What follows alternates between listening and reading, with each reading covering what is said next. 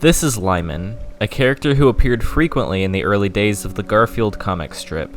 While he may be a popular character amongst the Garfield community today, to the general public he's almost an unknown. How did such a staple character of the series one day just vanish? And why are there so many weird, conflicting explanations for it? On August 17th, 1978, just a few months into the Garfield comic strip, we were first introduced to Lyman. Lyman was originally Odie the dog's owner, and a longtime friend of John Arbuckle's. In his first strip, Lyman is moving in with John, and would be a stable character for a while.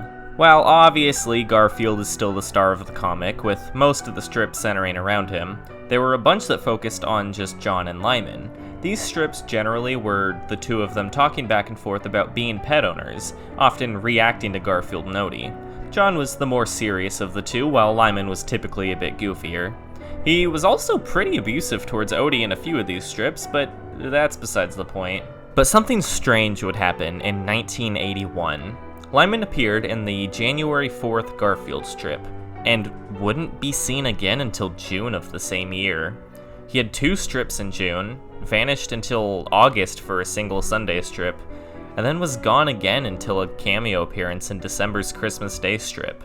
Lyman would make a handful of similar cameos in 1982, without a single word of spoken dialogue for that entire year. On Sunday, April 24th, 1983, Lyman would have his final speaking role, and wouldn't be physically present in a Garfield comic strip ever again after June 19th, 1988. Jim Davis's reason for removing him from the series was because Lyman's purpose became obsolete. Lyman was introduced to be a character for John Arbuckle to talk to about his problems, but eventually Garfield started to take his place. Like I said, John was more serious while Lyman was the sillier one, but as the series went on and we got less of John Arbuckle talking to his friend and more of John Arbuckle talking to his cat, John's character really started to evolve into the more hopeless goofball of a character we're all much more familiar with now. John's traits were exaggerated to make him a funnier character. Lyman's role was taken up by Garfield, and the two of them started to have an even greater dynamic that would really become the backbone of the strip for years to come. At this point, Jim didn't really have anything left for Lyman to do. And while there's a clear real-world explanation for Lyman's departure, there was never an in-universe explanation as to why Lyman left or how Odie became John's dog. Lyman's sudden disappearance became a popular point of discussion amongst Garfield fans, and Jim Davis would be asked about it several times in his career. There were a handful of explanations given by either Jim or other Garfield media about what happened to the character, most of which were extremely bizarre. Jim Davis's first explanation is the strangest of the bunch, to say the least. In the book Garfield's 20th Anniversary Collection, Davis talked about his decision to remove Lyman from the strip. The page also includes top 10 reasons for Lyman's disappearance, with a list of joke reasons for his departure, including hit on Blondie and Kathy, editors complained Davis fired him, and balloon to 270 pounds, wouldn't fit in cartoon panels. Well, Jim Davis certainly has a sense of humor. The 10th entry on the list is somehow even weirder than that, though. Don't look in John's basement. What? Obviously, this is just Jim Davis joking around, even if it is a strange joke to make. Though Garfield media was sometimes more adult back then, especially compared to now, where it's aimed mostly towards younger kids. It wouldn't be the first time Jim Davis dove into darker themes with the series, though. He wrote a week-long story arc where Garfield was a ghost, exploring his old abandoned house years in the future. For a while, though, this was the only real explanation we had gotten. And with the added benefit of it being insane and extremely dark, the fanbase really latched onto this one. There's one more major factor into it really picking up steam, though. The official Garfield website featured a lot of great Flash games in the early 2000s. Garfield Ping Pong in Space? Sure. Played Fetch with Odie? Absolutely. Most of these games were pretty short and simple, until 2002.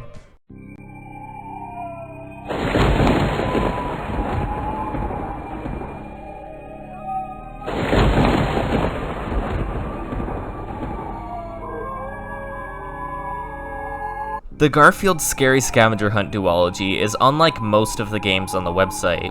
It's a full point-and-click adventure game. You can tell there was so much more time and effort that went into these than any of the others. They were also pretty eerie for official games on the Garfield website. That dark ambient music, weird jump scares around every corner. Everything about these games creates a really just unnerving atmosphere. It sounds so silly, but it nails the mood more than most horror media I've seen. I'm getting a bit off topic here. I'll talk about how Garfield's Scary Scavenger Hunt is a masterpiece some other time. How does this relate to Lyman in the slightest, you're probably wondering? As you explore the house in the game, you can of course explore the basement. And what do we find? Lyman, for the first time in over a decade, chained up in the basement.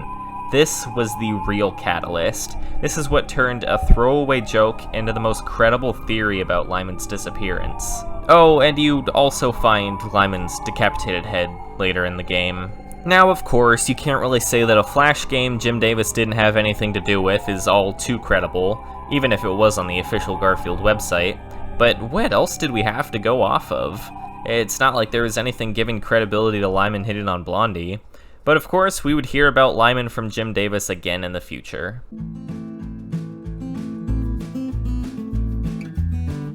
Yeah, after years of people saying John Arbuckle killed Lyman and hid the body in his basement, I can't really blame the guy for trying to get a less horrifying reason out there for his family-friendly cat cartoon. Jim decided that the canon explanation is that Lyman joined the Peace Corps and John just never heard from him again, which is a lot less interesting, but also seems to fit more with the usual tone of the Garfield comic strips. In an interview for Garfield's 40th anniversary, Jim Davis talked a little bit about Lyman and how people still ask him to this very day what happened to him. He said he thought about bringing him back in the comics a couple of times, but ultimately decided to bring him back in the Garfield Show instead to explain where he had been. So that's it, Jim Davis took the Peace Corps thing and made that canon in the Garfield Show. We finally have a definitive answer to this age-old question. They were on a safari in Africa and finding out that Lyman had gone there. Wait, what? In Season 3 of The Garfield Show, we get a 4-episode storyline about the return of Lyman. This storyline is absolutely bananas, but I will do my very best to explain. Liz calls John Arbuckle to tell him about a TV show about a creature called the Xanadu. The Zabadoo. A giant creature that lives in the jungle, terrifies tourists, and protects the animals of the forest. John says that Lyman went to the jungle to photograph him a few years ago, and just never came back, leaving John to take care of Odie. And we actually get a few flashbacks showing recreations of some of the oldest Lyman strips, which is super cool. John sees on the TV the short footage of the Zabadoo, and sees that it's wearing the hat that he gave Lyman many years ago. John, Garfield, and Odie set off to the jungle to go look for Lyman. Long story short, they find the monster. It's revealed that it's actually Lyman in a costume. Lyman tells a story about how he was injured in the jungle, the monster saved him, but it actually wasn't a monster and was a doctor in a costume. Lyman, I guess, decided to live with this guy in the jungle and help him protect the animals of the forest until eventually the doctor died and Lyman took up the mask and became the new Zabadoo. So there you have it. The real canon reason why Lyman left the series is basically the plot to Tim Allen's The Santa Claus. But the Garfield show isn't canon, right? Garfield talks in this show. Not like Thought Bubble comic strip talks, but like actually talks. The continuity doesn't really add up, but the way Jim Davis talked about it in the interview made it sound like it was canon, but if it is the Peace Corps thing just not a thing anymore? And if it really is canon, the whole show, that brings up so many more questions. Maybe that'll get the kids off my back. This explains nothing! Well, at the end of the day, there's still no true, definitive answer as to what happened to Lyman, and it's really unlikely we'll ever see one in the comic strips. Jim's more interested in Garfield and John, and that's not really a bad thing. And you know what? Maybe this is intentional. Not every question needs answers. A big reason why Lyman is such a popular character to begin with is because his sudden exit from the series was so mysterious. Jim could give us a true answer in the comics, but maybe he knows that's not really what people want.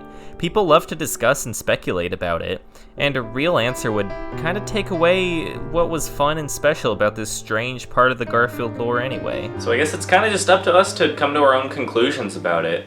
Out of all the theories presented, I know which one my favorite is. The Garfield strip's funny today. Ooh, It's time to feed Lyman. Shoot, did Lyman get loose again? Huh, that's weird. Did the power just go out?